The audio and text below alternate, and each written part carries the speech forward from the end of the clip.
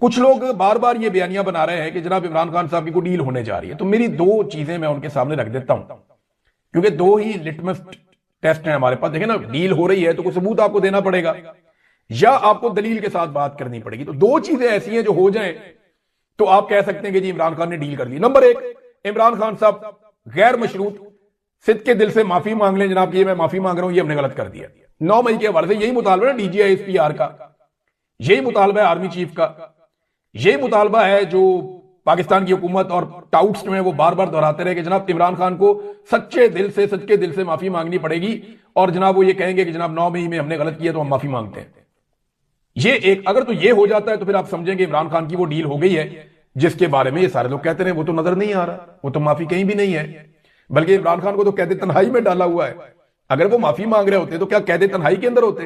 तो सवाल ही पैदा नहीं होता। अच्छा, दूसरी ऑप्शन क्या हो सकती है डील में कि इमरान खान साहब खामोश हो जाए, बिल्कुल वैसे जैसे नवाज शरीफ खामोश हो गए थे, साथ उनका पूरा टब्बर चुप कर गया था, मरियम नवाज भी चुप, शहबाज शरीफ भी चुप, हमजा शहबाज भी चुप, पूरा खानदान जो है ना वो सन्नाटा, बिल्कुल पूरे खानदान को सांप सूंघ गया था जिस वक्त ये लोग डील कर रहे थे। तो या तो इमरान खान साहब को सांप सूंघ जाए, उनकी पूरी फैमिली चुप कर जाए, वो भी चुप नहीं करते, ना उनकी पार्टी चुप करती है, ना उनकी फैमिली चुप करती है, ना इमरान खान साहब चुप करते हैं। अगर इमरान खान साहब चुप करते होते तो इमरान खान की उनकी बहनों से मुलाकात तो करवा देते, या इमरान खान के बेटों को वीजे तो दे देते कि वो आए और आकर मुलाकात करें। तो ये लॉजिक नहीं बनती जो लोग ये कह रहे हैं। मसला ये नहीं है कि इमरान खान फंस गया है या इमरान खान कोई डील मांग रहा है। मसला इस वक्त ये है कि निजाम फंस गया है कि अब करना क्या है। इमरान खान जिसने कसम खाई है, ना उसने बीमार होना है, ना उसने अस्पताल जाना है, ना उसने मुल्क से बाहर जाना है, और ना उसने नवाज शरीफ या जरदारी बनना है। उसकी आंख के अंदर एक ऐसा प्रॉब्लम हो गया जिसकी वजह से निजाम फंस गया और उन्हें पता है कि इलाज करवाना पड़ेगा, इलाज नहीं करवाएंगे तो प्रॉब्लम हो जाएगी। और इमरान खान, आपको पता है कि वो बहुत इस मामले पे बहुत सख्त जान है, बहुत जिद्दी आदमी है, वो तो बात नहीं मानेंगे। उन्होंने तो कहा है कि ये मुझे डरा हुआ देखना इनकी हसरत रह जाएगी और मैं जीत कर वापस आऊंगा। तो वो तो नवाज शरीफ नहीं बनेंगे, ना वो जरदारी बनेंगे। तो अब ये खबरें जितनी मर्जी चला दें, जब तक दो चीजें नहीं होंगी ना तब तक कोई बिलीव नहीं करेगा। नंबर एक, इमरान खान की माफी। नंबर दो, इमरान खान की लंबे अरसे तक खामोशी। अगर ये दो चीजें ये मैनेज करके दिखा देंगे, इमरान खान भी चुप, उसकी फैमिली भी चुप, उसके लोग भी चुप, और साथ में ये मैनेज करके दिखा देंगे जनाब इमरान खान साहब ने माफी मांग ली, तो फिर तो हम मान लेंगे जनाब कोई डील हो गई, कोई डील हो गई है, कोई मामला तय हो गया, खबर भी आपके सामने आ जाएगी। लेकिन अगर ये नहीं होता तो फिर काहे की डील है? ये सिर्फ मामला जो लोग कहते हैं ना एनआरओ बार बार चाहिए होता है, वो एस्टेब्लिशमेंट को चाहिए होता है। एस्टेब्लिशमेंट फंस गई है, हुकूमत डिलीवर कर नहीं रही, आलमी सतह पे ये बहुत बुरी तरह फंस गए हैं, पाकिस्तान के अंदर मईशत तबाह हो गई है, दहशतगर्दी इनसे कंट्रोल नहीं हो रही, अवाम के अंदर इनकी मकबूलियत जमीन बोस हो चुकी है, किसी एक जगह पे ये परफॉर्म नहीं कर पा रहे। ऐसी सूरत हाल में फिर इन्हें रुजू करना पड़ेगा। ऐसा लगता है इनका रुजू करने का वक्त आ गया है। इमरान खान साहब की जो रिपोर्ट जमा करवाई इमरान खान साहब के वकील ने और फ्रेंड ऑफ कोर्ट जिन्हें बनाया गया था सलमान सफदर को, वो रिपोर्ट की तफसीलात अब सामने आ गई। एक तो ये है कि जो रिपोर्ट जमा करवाई गई सुप्रीम कोर्ट ऑफ पाकिस्तान में, वो पहले से लीक हो गई थी। ये मैं आपको जिम्मेदारी के साथ कह रहा हूं कि यानी मिलिट्री एस्टेब्लिशमेंट के पास, यानी जर्नैलों के पास और हुक्मरानों के पास ये रिपोर्ट पहले से मौजूद थी। इमरान खान साहब की फैमिली को या पाकिस्तान तहरीक इंसाफ के लोगों को बाद में ये चीजें उनके सामने आई हैं। तो नंबर एक तो ये रिपोर्ट के अंदर क्या है ये मैं आपको बताऊंगा। इमरान खान साहब की आंख की सूरत हाल क्या है, उसके लिए जिम्मेदार कौन है, ये भी आपको बताऊंगा। और जेल इंतजामिया का रवैया क्या रहा, अदालत ने क्या हुक्म दिया, और इमरान खान साहब का एक जुमला सबको खा गया। ये सारा कुछ मैं इस वीलॉग में आपके सामने रखता हूं। सबसे पहले उनकी जो आंख की सूरत हाल है उस हवाले से जो मेरे पास तफसीलात हैं, ये है कि इमरान खान साहब ने बताया कि अक्टूबर 2025 तक उनकी आंख बिल्कुल ठीक थी, कोई ऐसा प्रॉब्लम नहीं था। लेकिन जिस वक्त इमरान खान साहब की आंख का मसला शुरू हुआ उस वक्त पाकिस्तान में 27वीं आईनी तरमीम, एक्सटेंशन, इस्तिस्ना और ये सारी चीजें चल रही थी। इमरान खान को DGISPR ज़हनी मरीज कह रहे थे। ये वो वक्त था जिस वक्त इमरान खान अपनी आंख के मसले से दो चार थे और उनकी बिनाई आहिस्ता आहिस्ता खत्म हो रही थी। इमरान खान साहब ने कई मरतबा जेलर को, जो गफूर अंजुम है, उसे कई मरतबा इमरान खान साहब ने पैगाम भेजा, उससे मिलकर कहा कि जनाब मेरी आंख की बिनाई खत्म हो रही है। मुझे देखने में बहुत प्रॉब्लम आ रही है, और जो ड्रॉप्स मुझे दिए जा रहे हैं डॉक्टर की जानिब से वो काम नहीं कर रहे, और आहिस्ता आहिस्ता इमरान खान साहब की दाईं आंख की बिनाई खत्म हो गई। जेल के डॉक्टरों ने हाथ खड़े कर दिए, दूसरे डॉक्टर बुलवाए गए, उन्होंने भी हाथ खड़े कर दिए। उन्होंने कहा जी ये तो बड़ा सीरियस इशू है, और फिर वही बीमारी निकली जिसको असदुल्ला खान ने रिपोर्ट किया था। अब इस संगीन इशू के बाद इमरान खान साहब को कहा गया जनाब आपको अस्पताल लेकर जाना पड़ेगा, इसका एक इलाज होता है, इंजेक्शन लगाना है तो आप इंजेक्शन लगवा लें, इससे आपकी आंख ठीक हो सकती है। इमरान खान साहब को अस्पताल पहुंचाया गया, और उनकी जो आंख जिसकी बिनाई खत्म हो गई थी, उस आंख की बिनाई को वापस लाने के लिए इंजेक्शन जो लगाया गया, सिर्फ 15% उनकी बिनाई वापस आई। यह जुल्म इमरान खान के साथ किया गया। वो बार बार बताता रहा कि यह संजीदा मसला है, मेरी आंख की बिनाई जा रही है, मुझे अब नजर नहीं आ रहा है इस आंख से, इस बात का ख्याल कीजिए। लेकिन किसी ने ख्याल नहीं किया। 10-10 कैमरे इमरान खान के ऊपर लगे हुए हैं।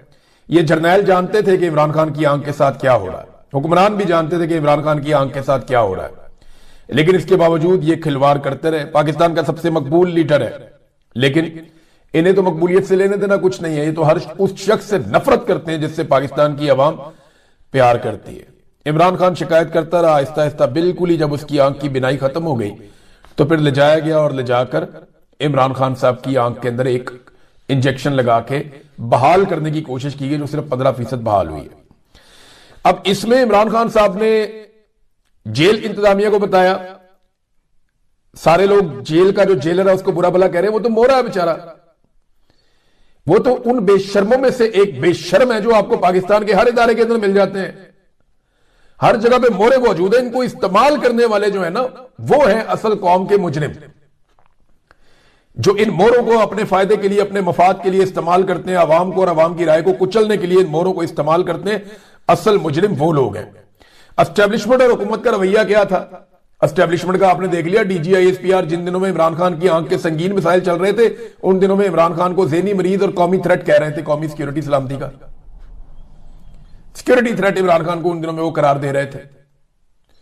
और अब वही DGISPR सहाफियों से ऑफ द रिकॉर्ड मुलाकात करके गोंगलुओं से मट्टी झाड़ रहे हैं और ये साबित कर रहे हैं जनाब मैं तो बिल्कुल न्यूट्रल हूं, मैं तो बिल्कुल नफरत नहीं करता, मेरे लिए सारे लीडर काबिल एहतराम है।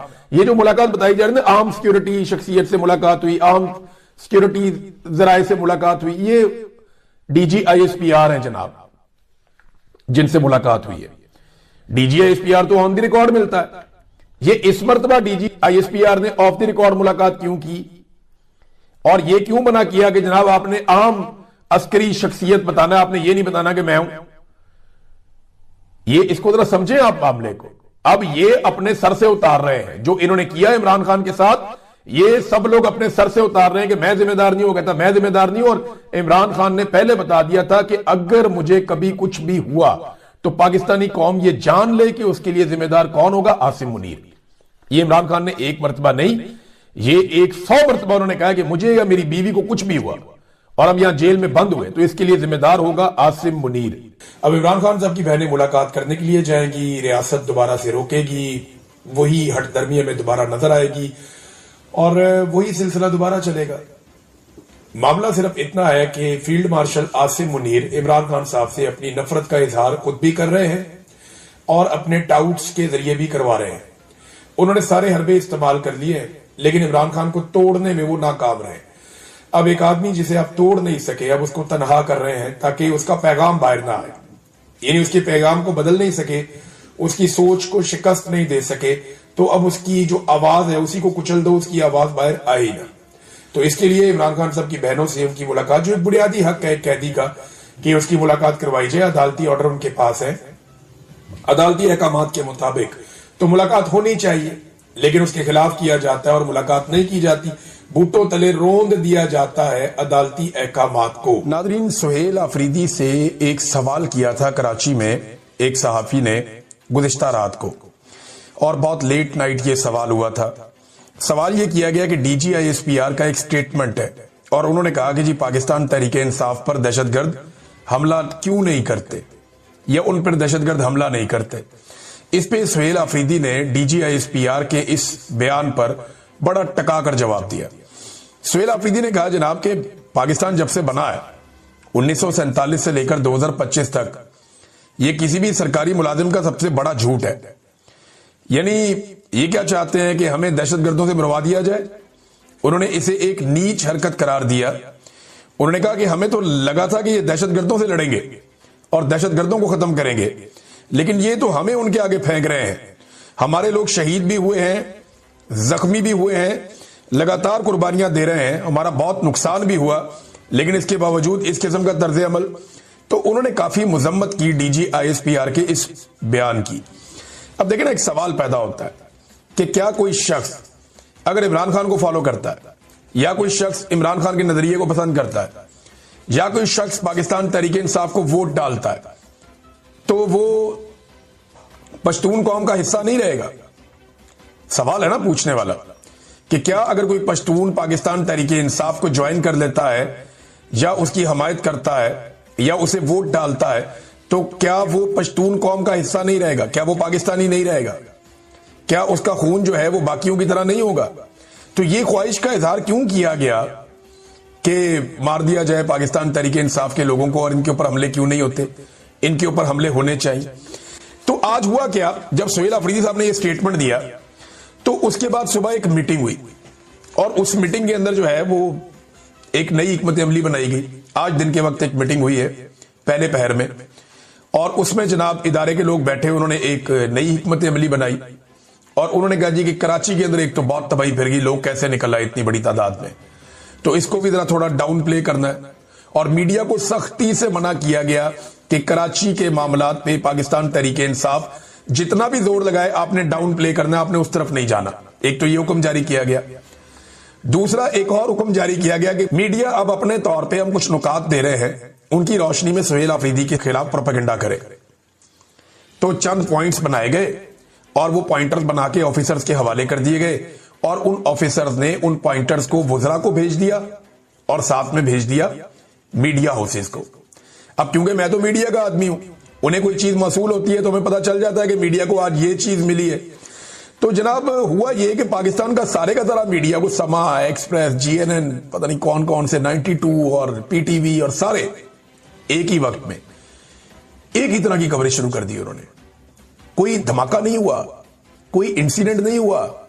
गुज़िश्ता रात को वज़ीर आला ने एक बयान दिया था, उस बयान का जवाब आप देखें ना, कैसी अजीब बात है।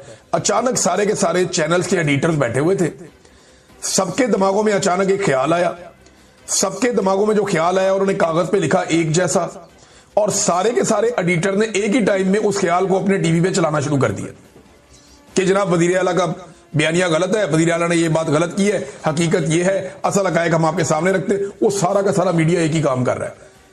ये पाकिस्तानियों को बेवकूफ समझते हैं आप? को पाकिस्तानी कोई रोटी को चोची तो नहीं कहते।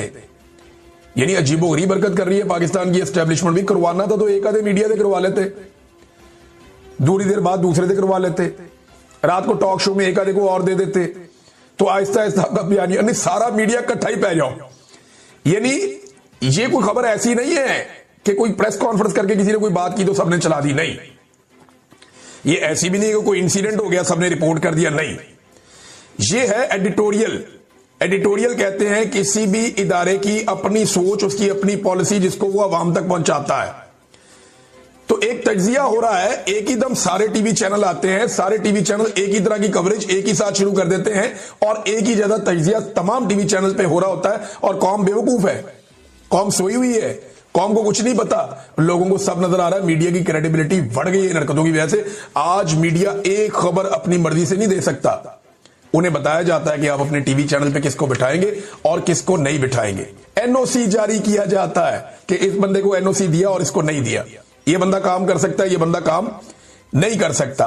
बहरहाल ये जनाब मीटिंग हुई, और मीटिंग के बाद हिकमत अमली बना के अफसरान के हवाले की गई, और फिर वुज़रा की ड्यूटियां लगी, और एक ही साथ सारे मीडिया पर यही कुछ चलना शुरू हो गया जो आप देख रहे थे। यानी एक अफसर बताता है कि आपने क्या दिखाना है और क्या आपने नहीं दिखाना। मसला क्या है? मसला है सुहेल अफरीदी। सुहेल अफरीदी पाकिस्तान की एस्टेब्लिशमेंट का इस वक्त टारगेट है।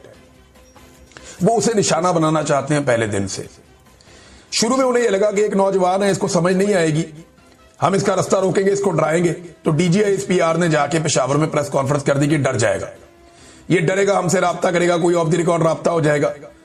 फिर फौज के मुख्तलिफ अफसरान ने सुहेल अफरीदी के आसपास कुछ दोस्तों से राब्ते शुरू किए, कुछ सहाफियों से भी राब्ते किए गए कि इसकी कोई कमजोरियां हैं तो वो बताओ, इसके बारे में मैक्सिमम इंफॉर्मेशन हमें दो, हमारी इससे बातचीत तो करवाओ, ये इसको लेकर तो आओ जरा, थोड़ा सा ट्रैक के ऊपर तो लेकर आओ भाई, ट्रैक पे आएगा तो बात बनेगी ना। वजीर आला बनना है ये आसान, इस किस्म की बातें की गई, लेकिन वो अपने ट्रैक के ऊपर रहा, वो इमरान खान के बनाए हुए ट्रैक पे चल रहा था, उसने बात नहीं सुनी। तो ये बार बार उस पर दबाव डालते रहे और अब तक ये उस पर दबाव ही डाल रहे हैं सुहेल अफरीदी पे। टारगेट इनका सुहेल अफरीदी है। इन्हें समझ आ गई है कि ये आदमी पाकिस्तान तहरीक इंसाफ को एक नई उम्मीद